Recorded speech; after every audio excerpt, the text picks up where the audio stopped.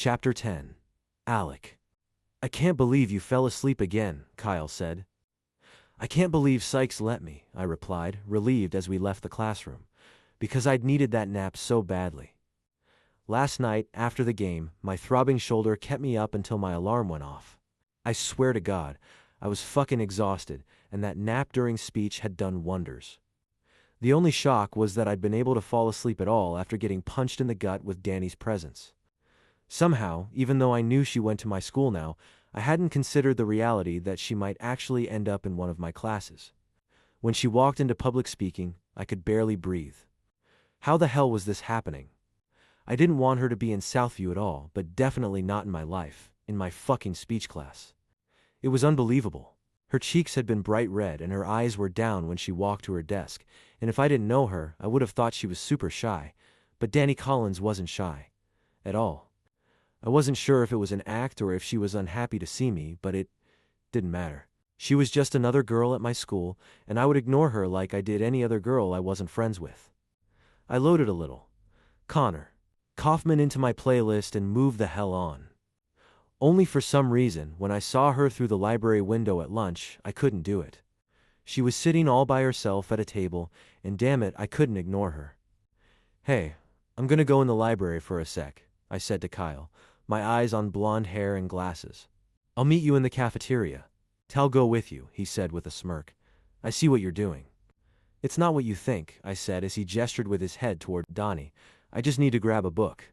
Sure, me too, he said, walking beside me as I pulled open the library door and went inside. For a half second, I was able to look at her without her seeing me. Her eyes were on the book in her hands, so I took a moment to really take in my old friend. Holy shit.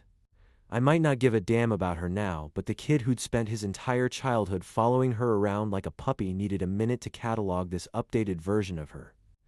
The curly hair that used to stick out all over now fell in long waves around her face, like she'd figured out how to relax the wildness. Which could maybe be said for her personality, I supposed, since I'd yet to see the wild-ass grin that used to be her default expression. She looked good in the black turtleneck sweater she was wearing.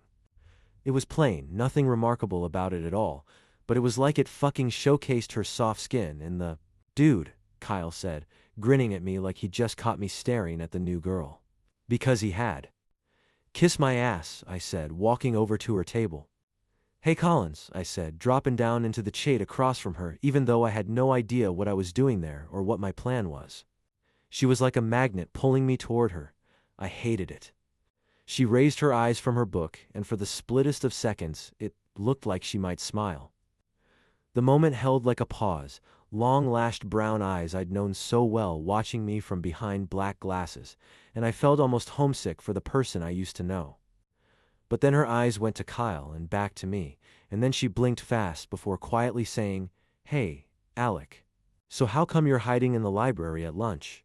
I asked, telling myself to get it together and knock off the homesick bullshit. I'm not very hungry and I wanted to read, she said with a shrug. Then she lowered her eyes back to her book, brushing me off. Like she was finished with me. Like she'd been finished with me back in the day. And just like that, I wanted to get under her skin. To mess with this unfamiliar, quiet composure that I found to be shonily irritating. Have you met Kyle yet? I asked. This is Kyle. Kyle, this is my old buddy Danny. Say bye, Danny. She raised her eyes again, and annoyance was all over her face. Hi, she said to Kyle. Hey, Kyle replied, smiling but looking confused. Which made sense, because the vibe between Danny and me was awk. Ward as shit. So how do you like Southview so far? I asked, setting my chin on my fist like I was dying to hear her answer. It's fine, she said, a crinkle forming in between her eyebrows as her eyes dropped down to my mouth, cataloging what I was sure appeared to be an asshole grin. Good, what's this about? I asked for no good reason, reaching out to flick the front cover of her book. The Blind Assassin isn't actually about a visually impaired killer, is it? No. She cleared her throat and closed the book, her eyes narrowing a little. Is there something I can help you with? I'm trying to get some reading done before my next class, but I can totally move to a different table if you guys want to chat. But we want to chat with you, Dan, I said, unable to stop myself from being a tool. I don't think you do, though, Al, she snapped, but quickly covered it with a fake smile, seeming like the old Danny for a second. It feels a little bit like you just want to interrupt me. You look fun to interrupt, I said, wondering as I looked at her frosted pink fingernails. If she still insisted that her toes always match. What can I say? You could say nothing, she replied, so quiet I almost couldn't hear it. Jesus, you guys are old friends, Kyle said with a laugh. You sound like siblings. There you are. All three of us turned as Cassie breezed through the library doors and ran over to the table.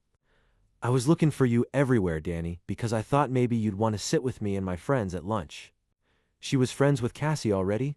Shit, the last thing I needed was Danny showing up everywhere I went with my friends. Actually, I think I'm just going to read through lunch, because this is a really good book, she said, her cheeks getting red as we all looked at her. But, thank you. Sure, Cassie said, looking at me and adding, I see you ran into your old buddy. Donnie looked embarrassed, glancing my way as she said, Oh, you already told her about us, eh? I couldn't help myself. Your Zeus connection? That made her nose wrinkle like she smelled something bad. It definitely wasn't like that. Yeah, she didn't even know you at first, Cassie said, then grabbed a chair and pulled it so she was sitting beside Danny. By the way, I was thinking about your Harvard problem. Ooh, what's your Harvard problem? I asked, grabbing Danny's book and picking it up. Danny shot me a butt-out look. It's nothing. Donnie's been deferred by Harvard, the only school she's ever wanted to go to, Cassie explained. So she needs to get in a couple of extracurriculars here at Southview so she can lock it down, but it's too late to join most of the clubs. The only school she's ever wanted to go to. I cleared my throat, forcing away the memory of how, for the entire summer after 5th grade, Danny wore a bright red Harvard t-shirt almost every day. I started to open the book I'd snagged, but Danny snatched it out of my hand. Hernsky didn't even help, she just told her to play a spring sport, which is ridiculous, right? Cassie made a face and said, like someone can just start a new sport their senior year. It pissed me off as I listened to Cassie talk about poor Danny because I had zero choices regarding my education. It didn't matter where I wanted to go to college, because unless something changed, it wasn't the plan for next year. It was just assumed I'd play juniors or train over in Michigan. And yes, it was a dream come true that I had these insane hockey opportunities, but no one had ever even asked what I wanted. If I was being honest, I wanted to go to college next year like everyone else, so fucking badly. I wanted to study history, to get lost in old libraries and sleep in university dorms, but I felt like shit even thinking that, because how many guys would kill to be in my shoes? Still, Danny complaining because she might not get to attend the Ivy League school of her dreams didn't exactly have me bleeding sympathy. Regretting the unathleticism, Collins? I asked. Maybe you should have practiced skating instead of reading all the time. And risk ending up an egomaniac with a stupid nickname. I'd rather go to community college, but thank you. Holy shitballs, there she is, the girl who used to play with me every summer. Whoa, Kyle said, laughing. Did the new girl just destroy you? I think she tried, I said, torn between irritation and wanting to smile. I think she succeeded, Cassie said around a laugh. I'm telling your mom, I said, dropping her book on the table in front of her. Snitch, she said with a tiny smirk, and then I watched as she realized what she'd just said. Oh, the fast blink of regret. We'd used snitches get stitches for an entire summer, because it'd been hilarious in the way that middle school jokes were hilarious when on repeat. It was interesting that the words had naturally fallen out of her mouth. She might have left me behind, but she hadn't forgotten.